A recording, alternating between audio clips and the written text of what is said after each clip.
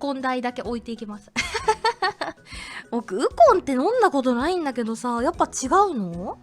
飲み終わった後に飲むものなのか、飲む前に飲むものなのかとかもわかんないけどさ、やっぱ違うんかな。あんまりお腹が胃が痛くなんないみたいな感じなのかな。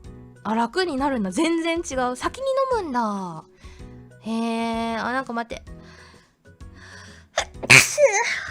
失礼。ウコンの話してたらくしゃみがムズムズしてしまった。失礼。